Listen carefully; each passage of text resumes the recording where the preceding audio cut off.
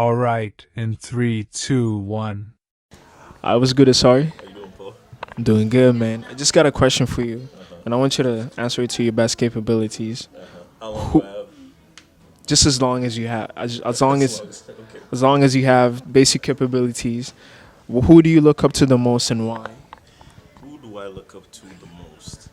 Um, hmm. That's a good question. Right now, I mean, just the answer I could come off the top is Yeah, just off the top. the mic's in my face. Yeah, I'd say Chris Spring, the owner of Chick-fil-A. Um, yeah, he's just kind of like took me under his wing. He's helped me out a lot. He's made me see like the business side of things. How to run a restaurant. Um, you know, labor reporting, end of month, profit and loss statements and stuff like that. Bottom line.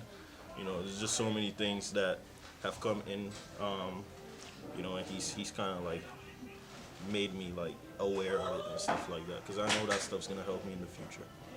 I see, I see. And you mentioned earlier that he's more like a mentor, more like a father, second father figure to you. Do you want to talk more about that? Yeah, so I like to see Chris as a father figure because, when you talk about mentors are people in which like they're supposed to like give you like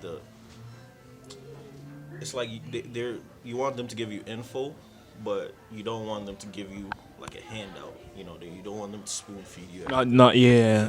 So for me, Chris has kind of like made me like he's kind of allowed me to feel like he trusts me. So there's time in which I do things, I check in with on certain things that I'm not supposed to do or stuff like that, and he's kind of like giving me that free reign to go ahead and just like learn and just I see. carry the restaurant, like do whatever I want. I wouldn't say obviously there's extents to it, but he's allowed me to be able to be free to run the restaurant how I want to run it. My visions I could implement it in here. Things in which Chick-fil-A has never done before. I'm able to introduce in here without like any complaints, and he kind of just sits afar. If there's something that bothers him, he'll communicate it. But most of the time, he's like okay with it, because it's like trial and error.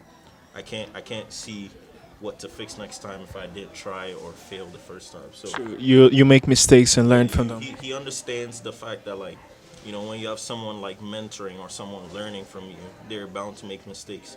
So it's better if they learn the mistakes on their own rather than you telling them not to. Because you could tell me this is why you're gonna get burned if you touch that fire, but I wouldn't feel the pain of the fire until I touch it. You get what I'm saying? I see what you mean. I see what you Yeah, mean. so it's like, just he allows me to get my foot in there. He gives me the freedom and like, the authority, whatever, to be able to run and he's trusting me with, his operations and everything. So, when I think of a mentor, that's something that, really, really stands with me. It's mentors allowing their mentees, is that the word? You can say students. Yeah, mentors allowing their students to kind of like have the free will to make mistakes and learn from them. It's nice. It was nice talking to you, and Like, we're just gonna talk more in the podcast. tune in, episode with Adam and Tyler coming soon. Probably next week, depending on Paul's editing skills. But we really appreciate you guys checking out Betterment Blueprint. Blue, get it? All right, guys, take care.